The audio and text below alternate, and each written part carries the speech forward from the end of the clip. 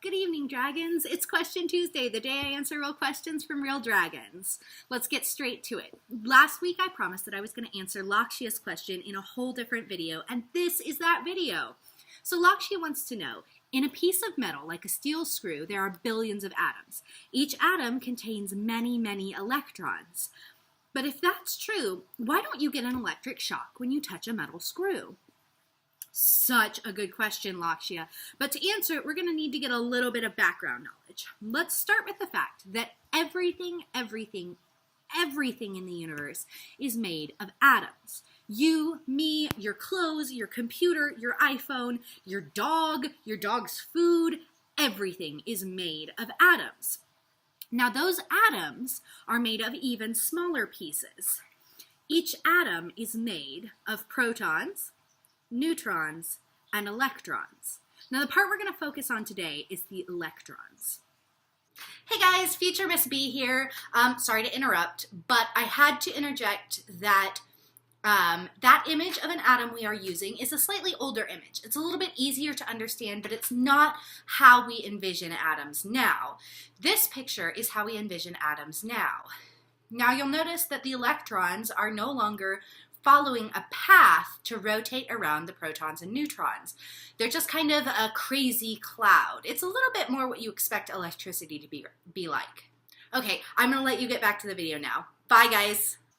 What happens when you get a static charge is those atoms start to rub together. The atoms of different things rub together fairly frequently. Usually they'll trade electrons, but sometimes one atom will steal an electron from another atom. When those electrons start to build up in one atom and not the other, you get a positive charge in the atom that's missing electrons and a negative charge in the atom that's got the added electrons. Okay, so you've got a positive charge and a negative charge. More electrons means a negative charge. That's where the electricity builds up. See, electricity is just a bunch of electrons getting ready to move. Now, something that's positively charged and something that's negatively charged are attracted to each other. They stick together like magnets. But something that's negatively charged and something else that's negatively charged will push against each other like two of the same side of two different magnets. Push each other apart. That's why when you rub your head with a balloon, your hair starts to stand up. Your hairs get negatively charged, and then they push away from each other, and they stand up to get as far apart as possible. So, once you've got those charges built up, those electrons discharge in a zap of static electricity. And we've seen that in the classroom before in 3rd and 4th grade. Not so much in the younger grade levels, but I bet you've slid down a slide sometime and stepped off and touched somebody and it zapped them. That's a static charge. Your body builds up that static charge, mostly in the hairs on the outside of your body. You build up extra electrons, and then when you touch somebody else or something metal, those extra electrons go out into that metal or that other person, giving that static zap. Well, the reason you don't get a zap when you touch that metal screw is there is no buildup of extra electrons going on in that screw unless you've built up a charge. Now, you can build up a charge in a screw.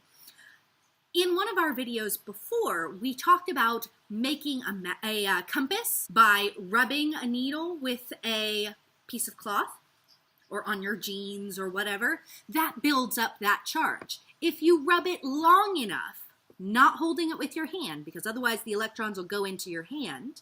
Remember we talked about people being a really good conductor of electricity. Electricity likes to go into people. So you can't hold it with your hand, but if you hold it with something else and rub it with a cloth, you can build up a static charge in it. And then the next time somebody touches it, they'll get a zap. But most of the time, it's really hard for metal to hold on to a shock like that. It's really hard for it to build up enough extra electrons because it wants to get rid of them. Lakshya, I hope that's answered your question, and I hope that's helpful to all of you guys. If you have any other really cool questions, please send them to the box, send them to our Twitter, put them down in comments. And don't forget to be asking questions about Dr. Moses and Miss Rudder. I'm going to start interviewing them next week, and I'm really excited about it. I hope you guys are too. See you next week, dragons.